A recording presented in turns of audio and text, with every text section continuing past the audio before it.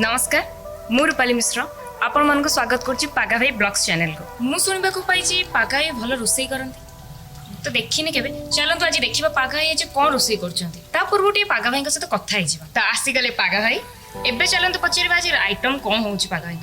तो भाई आज कोनटा रेसिपी आपण घरे बनौछंती? देखिबा को गले मते पनीर बहुत भल लागे पनीर किंतु खाइबा को कहले मटन। ओ मटन मटन ताले फाइनल मटन भल लागे। रोसई कोन होउची? हां मटन ताले रोसई भी मटन। हां मटन मटन टाइम देखि मटन मटन देखि परिबे अगर मटन टा होची कोन मो स्टाइल ले करे एक्चुअली। आ बिरयानी तो माने कोन कहबी ता विषय रे मते लागे बिरयानी भी आज करबी ना बिरयानी आज बिरयानी खाली मटन हां आसन घर बुए हां आसो तो पागा भाई आज कोन सब करछन? ये मु कोन करछि आज तो करछि भात आ मटन तो आज मोर फेवरेट। देखो भातटा करछि भातटा जस्ट सरीला एबे भात सरीला कारण एपटे देखंतु एपटे मटन को आगु सिझे देछि माने तीनटा हुइसेल न्यू टेक्निक हां मु स्टाइल करबा करबी मु आपन मो स्टाइल करबी ना तुम आसु तुम स्टाइल करबी। अच्छा भाई मटन रे हम कोन सब सामग्री तुम देखा जने कोन माने चावल पत्थर नहीं जी ऑडियंस देखु छ तो सेति में वो तुम से वीडियो से गाड़ी करती मजाक भाई बहुत करछ। अरे कैमरा पाखु आ देखिए ये देखो तो ये आधा किलो मटन नहीं आकु जोड़ा आगर मु सिझे देछि कि होछि हमर अदा रसुण आ गोटे सुखिला लंका पके आकु पेस्ट करछि। ये होछि पियाज पेस्ट पियाज को पूरा ग्राइंडिंग कर देछि। एपट देखंतु आलू काटि देछि गोटे मीडियम साइज रो एपट किछि पियाज भी नहीं छि ताकू चॉप्स करी काटछि। एपट रहला आगे हमर सोरिष तेल मस्टार्ड ऑयल्स गला एत कोन मसाला सब मु खाली ए प्लेट में कोन मसाला सब काटी रखली तम कहले स्टाइल देखा जी तो काटी रखी देली खाली हळदी गुंड लंका गुंड आ ये कस्तूरी मेथी आ ये जो कंचा गोटा गरम ताकू जानि परछ आ एटा कोन एटा मीट मसाला एटा होची मीट मसाला एटा होची धनिया पाउडर ये जीरा पाउडर ये होची गरम मसाला। अच्छा भाई जो बादाम रखछथि ना मटन ने पड़िबो ता ऊपर ना मटन ने पड़िबो एटा को एजी में रखिछि जे माने मटन रोसे करबा मते बोरिंग लागला काटे पके रोसे करि तमे किछि होती पलो कोड आइ हां एपट हम करे बसे देली किलो गैस लगे गैस का लगे हां गैस लगान गैस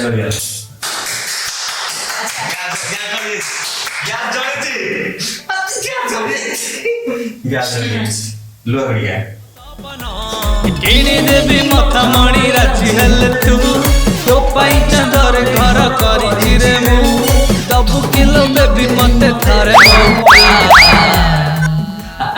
अच्छा भाई जहाँ तो गीत बोलचंती करेटा भाई अर्थ घंटे जानि ताकि धुआं बाहर तापर कोन करिवे ना एतिकी रहइबो। सुन प्रथम रुजु मु मो स्टाइल ले जरे खराब तमे भाबजे मु रोसे गला पर तुम खाइ देई बोली ना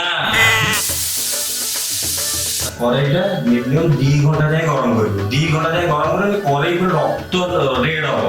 हां एटा नुवा टेक्निक हां ना गुरु करे पड़ी तेल ये हो जा बरो आगे देखो देखे नु करे कि देख ये हो जाएगा हमरो सोरिष तेल एथरो 2 चमच मु इधर रखि छी मु जेति पर्यंत सैटिस्फैक्शन लागे मु पकी चलली नहीं गला बस चलला काना एबे हमर तेलटा पूरा गरम हो अलगा प्रकार गरम हो से गरम हो गला परे मु एथरे किछि जीरा कंचा जीरा माने गोटा जीराटा मु पकेइबे ना ए देखो मु हाथ रे एतिकी आसिला एति मो इच्छा कारण मु कहि दे जागो मु स्टाइल रोसे को ये गोटा जीरा आइला पर मु सांके जगह स्ट्रेट का कुछ न पचर के डायरेक्टली जो हमर गोटा गरम मतलब ताको या भीतर को पड़ जड़ी जी होय गरम ये रेडी ये पूरा जतले गोटा गरम एबे मु इथरे पकेइबी माने जो चॉप्स करथिया पियाज चॉप के करी पियाज के रखि दे ताको पके दे नहीं मैडम आपण सपोर्ट रखो भाई अपन झाड़ मारो रोसे भी गोटे जुद्ध ଆଚ୍ଛା ପରିଶ୍ରମ ଯଦି ନଥିବ ଗୋଟେ ଜିନିଷରେ ପରିଶ୍ରମ ରହିଲେ ଝାଳ ବାହାରିବ ଝାଳ ବାହାରିଲେ ମଟନ ଇଏ କଷ୍ଟ କଲେ କୃଷ୍ଣ ମିଳେ ଆଉ ଝାଳଟା ବାହାରିବ ନା ଆଉ ଖେଳଟା ଆପଣ ଟିକେ ଆଚ୍ଛା ଭାଇ ଆଳୁ ଏବେ ଟିକେ ମୁଁ ଆଳୁ ଚିକେନ ପରେ ମୋ ଇଚ୍ଛା ଏପଟେ ଯୋଉ ଆମେ ନେଇଥିଲେ ଚପ୍ସ କରିକି ପିଆଜକୁ ଆକୁ ଟିକେ ବ୍ରାଉନ୍ ହବା ପର୍ଯ୍ୟନ୍ତ ଆମେ ତାକୁ କଣ କରିବା ଭାଜିବା ଭାଜିବା ଭାଇ ଫ୍ଲେମ୍ଟା ଟିକେ ବହୁତ ଏବେ ଆମେ ପକେଇବା ଯୋଉ ପେଷ୍ଟ କରିଥିଲି ପିଆଜ ତାକୁ ଦିଅ ମୋ ହାତକୁ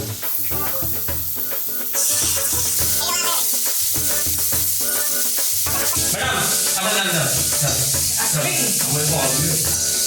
ଇଏ ଆମର କଲର ପୁରା ଆସିଗଲାଣି ବ୍ରାଉନ୍ କଲର ଏବେ ମୁଁ ପକେଇବି ସେଥିରେ ଅଦା ରସୁଣ ଆଉ ଯୋଉ ଶୁଖିଲା ଲଙ୍କାକୁ ପେଷ୍ଟ କରିଥିଲି ସେଇଟା ପକେଇବି ଦେଖା ହାତକୁ ଦିଅ ହାତକୁ ରହୁନ କୁଆଡ଼େ ବଳି ଆସିଛ ଇଏ ପଡ଼ିଲା ଏବେ ଆକୁ ଟିକେ ଭଲ ଭାବରେ ଆ ସାଙ୍ଗରେ ମିକ୍ସ କରିଦେବା ଠିକ ଅଛି ଆଜ୍ଞା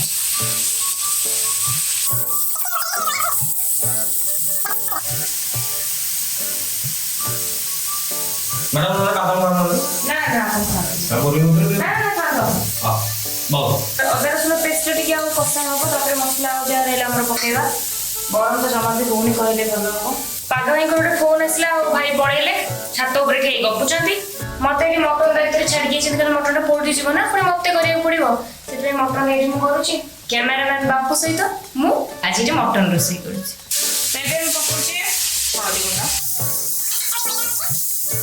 ତାପରେ ଦବା ଲଙ୍କାଗୁଣ୍ଡ ଆପଣ ଆପଣଙ୍କ ସ୍ୱାଦ ଅନୁସାରେ ଲଙ୍କାଗୁଣ୍ଡ ଦେବେ ଆପଣ କେତେ ରାଗ ଖାଆନ୍ତି କ'ଣ ସେଟା ତ ମୁଁ କହିପାରିବିନି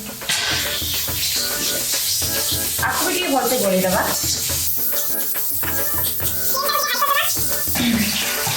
ସ୍ୱାଦ ଅନୁସାରେ ଲୁଣ ଦେବା ଏପଟେ ଆଳୁ ବି ଦେଖନ୍ତୁ ତାପରେ ଏପଟେ ସେ ଆଳୁକୁ ବି ଭାଜି ଦେଇଛନ୍ତି କାହିଁକିନା ସେ ଜାଣିଛନ୍ତି ଯେହେତୁ ମଟନଟା ମୁଁ ଆଗରୁ ସିଝେଇ ଦେଇଛି ଆଳୁଟା ସିଝି ନପାରେ ସେଥିପାଇଁ ସେ ଆଳୁଟାକୁ ଆଗ ଭାଜି ଦେଲେଣି ବଢ଼ିଆ ଗୁଡ୍ ବାର ସରି ଗୁଡ୍ ଗାର୍ଲ ହଉ ଏପଟେ ଆମର ମସଲା ହେଇ ଆସିଲାଣି ଏବେ ଏତିକି ମୁଁ ଆଣିବି ମାପ କିଛି ନାହିଁ ହାତରେ ପକେଇବି ମୁଁ ଏ ପଡ଼ିଲା ଧନିଆ ପାଉଡର ଇଏ ପଡ଼ିଲା ଜିରା ପାଉଡର ଓକେ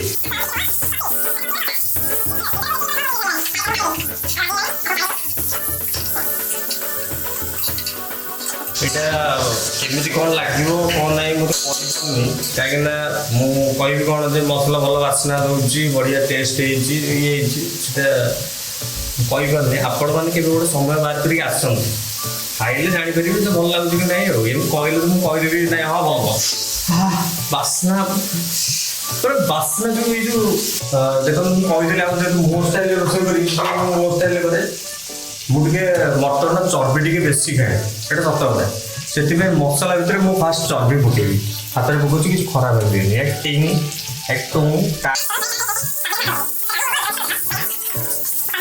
ସାଙ୍ଗମାନେ ମୁଁ ତ କହିଥିଲି ଆପଣଙ୍କୁ ଯେହେତୁ ମଟନଟା ମୁଁ ଆଗରୁ ସିଝେଇ ଦେଇଛି ତାପରେ ଆଳୁଟାକୁ ଭାଜି ଦେଇଥିଲି ଦେଖିପାରୁଥିବେ ଭାଜି ଦେଇଛି ଭଲ ଭାବରେ ତ ଆଳୁଟା ସିଝିବା ପାଇଁ ଟିକେ ଲେଟ୍ ହବ ମଟନ ସିଝି ଯାଇଛି ପୁରା ବହୁତ ବଢ଼ିଆ ସିଝିଛି ଖାଲି ଯାହା ତାକୁ ଟିକେ ଆମର କ'ଣ ଯୋଉ କଷିବା ଦରକାର ଏବେ ମୁଁ ଫାଷ୍ଟ ଆଳୁ ପକେଇଦେବି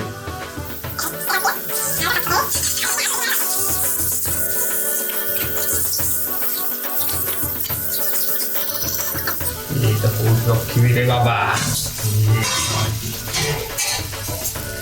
ଆଳୁ ହଁ ଆଳୁ ପୁରା ଓକେ ସିଝିଗଲାଣି ଏବେ ଏଥିରେ ମୁଁ ପକେଇବି ଆମର ଆଗରୁ ସିଝା ଯାଇଥିବା କ'ଣ ମଟନ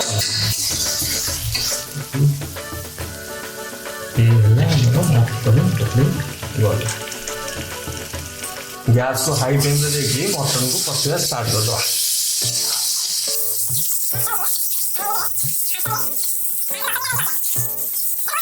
ଏବେ ପକେଇବା ଆମର ମିଟ୍ ମସଲା ତାପରେ ହାଲକା ଗରମ ମସଲା ବାଜିଲା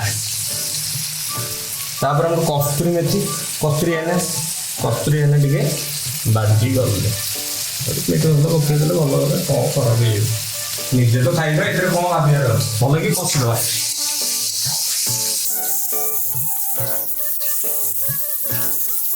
ମଟନ ହେଇଗଲାଣି ବୋଧେ ମିନିମମ୍ 60% ରେଡି ହେଲା तो ମୁଁ ଆପଣଙ୍କୁ ଦେଖେଇବି ଆଉ ଗୋଟେ ଜିନିଷ କ'ଣ ସେଇଟା ମୁଁ ମଟନ ଯେତେବେଳେ ସିଝେଇଥିଲି ସେଇ ପାଣିଟା ଏଥିରେ ଥିଲା ମୁଁ କାହିଁକି ଆଉ ଅଲଗା ପାଣି ଦେବି ତ ସେଇ ପାଣିଟାକୁ ମୁଁ ଏଇଠି ଢାଳି ଦେଉଛି। ଦେଖନ୍ତୁ ସାଙ୍ଗମାନେ ବହୁତ ସମୟର ଯୁଦ୍ଧ ପରେ ଝାଳମାଳ ହେଇ ମୋ ଅବସ୍ଥା ଖରାପ ହେଇ ଆଜି ଆମେ ମଟନ ଭାତରେ ପହଞ୍ଚି ଯାଇଛୁ।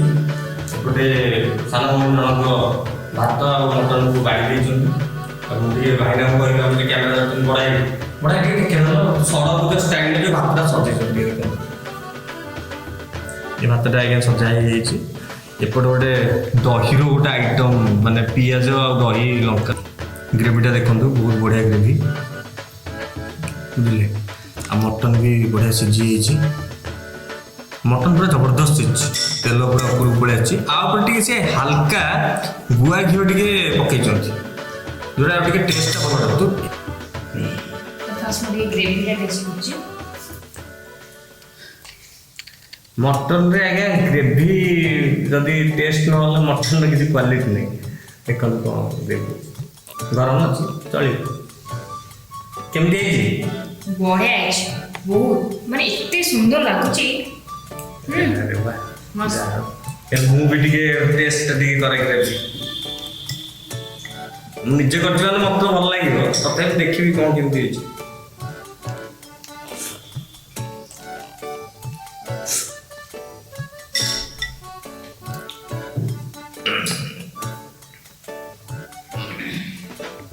ଭଲ ହେଇଛି ଭଲ ହେଇଛି ଭଲ ହେଇଛି।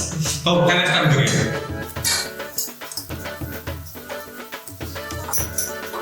ଗ୍ରେଭିଟା ତ ଭଲ ହେଇଛି ଭଲ ଲାଗିଲା। ଏବେ ଟିକେ ମଟନ୍ ଗୋଟେ ମୁଁ ପିସ୍ ନେଇକି ଟେଷ୍ଟ କରୁଛି କେମିତି କ'ଣ ହେଇଛି।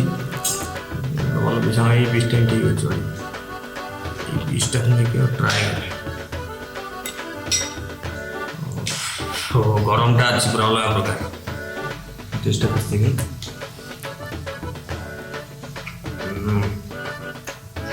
ମୁଁ କାହିଁ ଏତେ ଭଲ ରୋଷେଇ କରେ କିନ୍ତୁ ଆଜି କାହିଁ ଲାଗୁଛି ବୋଧେ ଆପଣମାନେ ସବୁ ଆସିଲେ ବୋଲି ସେଥିପାଇଁ ଆଉ ଟିକେ ଭଲ ରୋଷେଇ କରିଦେଲି କ'ଣ। ହଉ ଆଉ ଭଲ ବଢ଼ିଆ ହେଇଛି। ହଁ ବଢ଼ିଆ ହେଇଛି। ଖା ଖା ଖା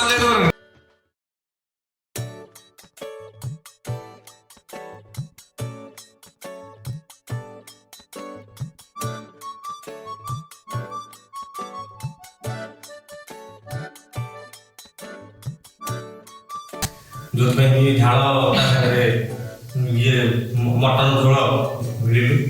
ମୁଁ ତ ଖାଇକି ପ୍ଲେଟ୍ ସଫା କରିଦେଇଛି। ଇଏ ଦୁଇ ଜଣ ଟିକେ ଟିକେ କ'ଣ ଛାଡ଼ିଲି ଖାଇପାରିଲେନି କିନ୍ତୁ ମଟନ ସବୁ ପୁରା ପୁରା ଫିନିଶ୍ କରିଦେଇଛନ୍ତି। ହେଇଥିଲେ ଟେଷ୍ଟ କରିଛି ମୁଁ କରିଛି।